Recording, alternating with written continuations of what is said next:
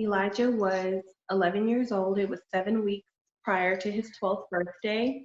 He was a sixth grader in middle school, and he was playing an unsupervised game, just a flag football with friends at lunchtime. He collapsed during the game, and the children that were with him initially thought that he was playing. They thought that he was joking around, and so, they're saying, "Get up, stop kidding." And I don't know how much time went by before they were able to find an adult to then come and initiate CPR. You've had to recover from losing Elijah, one child, from sudden cardiac arrest. And then recently, this summer, you've had to experience it again? Yes. So after his passing, the school didn't have an AED. He had... Wait. The school didn't have an AED? No, they only have AEDs in high schools because that's where they have contact sports. He was in sixth grade. In California, they don't have to have an AED in elementary or middle schools. He was in middle school. Some schools have become heart safe schools, but not all. It's not state law. And so then with my girls, my surviving children, on Nadolol, they're getting checked twice a year. First, the baby, she was getting checked quarterly, every 3 months, because she was growing so quickly and her medication needed to be adjusted, with how babies grow.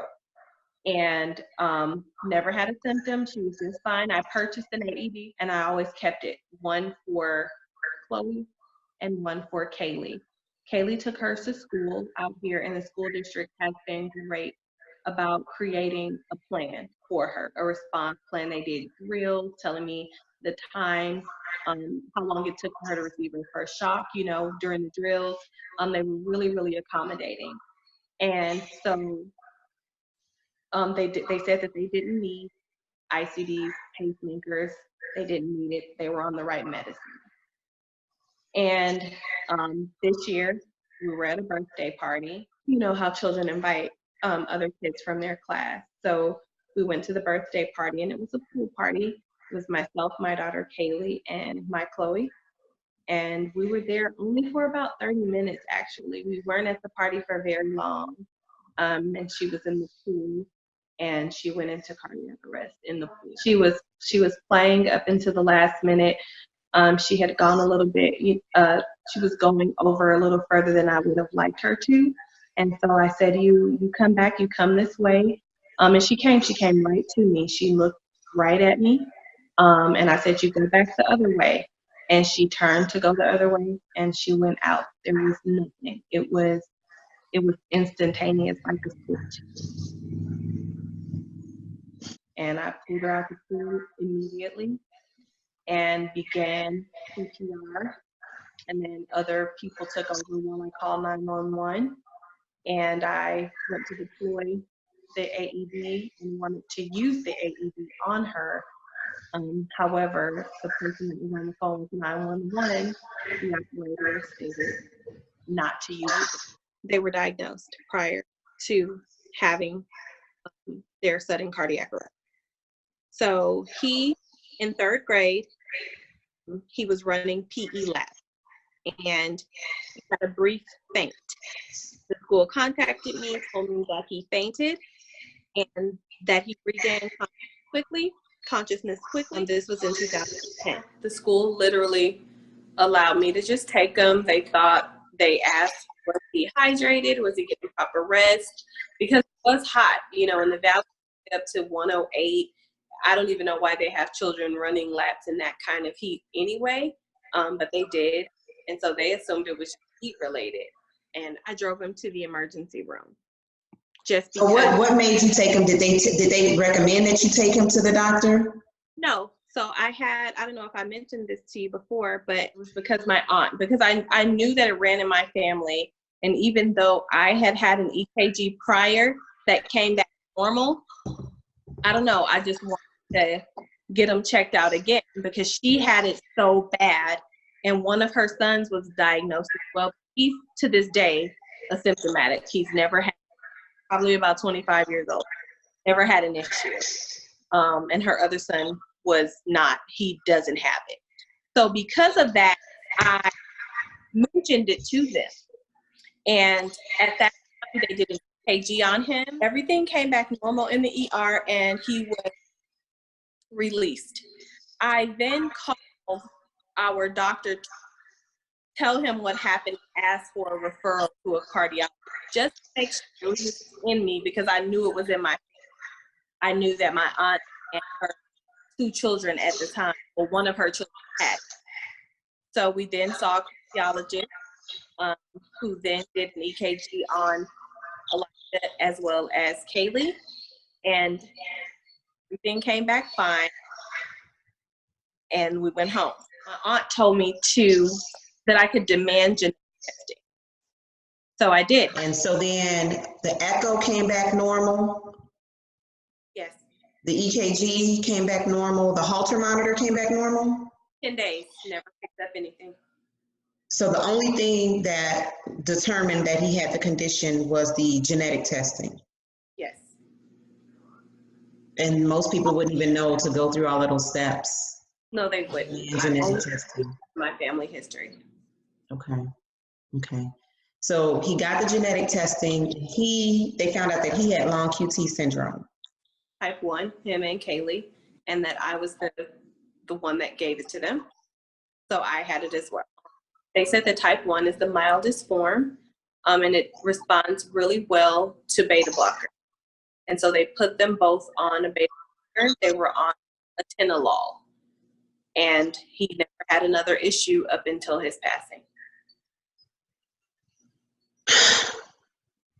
It's breaking my heart, because here we are relying on the medical community for answers, and we're following their lead. And so we lost Elijah because the medication obviously did not do enough to prevent him from having any episodes. He said that he wasn't a candidate for an ICD because I inquired, because my aunt has a pacemaker and a defibrillator.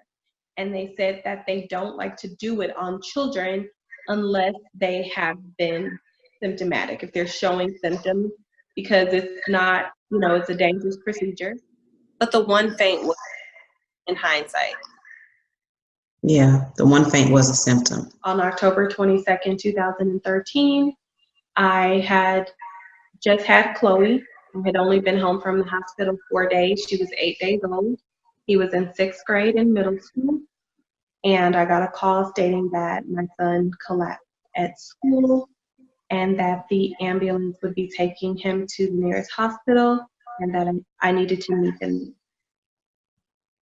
Yes, I go to the hospital, and my gut, I just felt like something was really, really wrong. I don't know how to explain the feeling, but it was something, I just knew that something was really, really wrong. And all 3 of your children and yourself had normal EKG results? Yes. My mother too. So after Elijah's passing, my mother was diagnosed. My brother was diagnosed, all through genetic testing. And wait, so your mother and your brother lived their whole life. You lived your whole life. All 3 of you adults didn't find out that you had long QT until you were adults? Yes, until my son. Yes, we had normal, and I recently had an EKG, and it was normal. My QTC interval is not prolonged. Have you ever had an abnormal EKG? No. So I'm just wondering, so what have people told you, what have the medical professionals told you about the EKG test? Like, if we're doing EKGs for people and it's not picking up on conditions, is that normal, or is this a condition that is hard to pick up on an EKG? They said sometimes it cannot show up on an EKG in certain people. All 3 of my children had the unknown variant. They have the exact same variant, and 2 passed away, so we need to get this classified as something.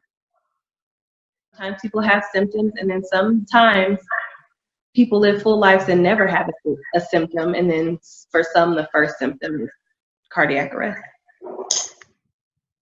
two children to the same condition. So then after that, I know you had to take different steps for Kaylee. Yes. So after that, I didn't know what to do. I thought that I was doing everything right before and listening to the doctors. So at that point, I reached out to Dr. Ackerman um, of the Mayo Clinic, and I sent all of my children's medical records to him, explained my situation, my case, genetic results, everything, to see what he thought. And he stated to me that long QT usually doesn't have to be treated with an ICD, but in my case, I probably should. So we went ahead and we got Kaylee fitted for an ICD because EKGs are great because they do save lives. I've read stories and saw the research where they picked up conditions, but not always. And I don't know if it's to push for genetic testing. Genetic testing is expensive, and I don't know if they're going to just do it at your request without a family history. So I'm really not sure when it comes to the long QT syndrome how to diagnose that. But other things are usually more, you can pick them up on an EKG. For long QT syndrome, I'm not sure. I would say that if your child has long QT syndrome, just from my experience, I would just get him an ICD. I just would. I wish I would have done it with Chloe. I wish she would have had an ICD. Then we wouldn't have to have relied on the outside sources to give her the shot. But I was told that the medication would be enough. But I wish that I would have just got. And some doctors, I've spoken to different people in different groups. That's their first step. They recommend that you do get an ICD right away. But then others treat it with medication. There's so much still unknown about this and how it affects different people and why it affects them that way. There's a lot to still be learned about this condition.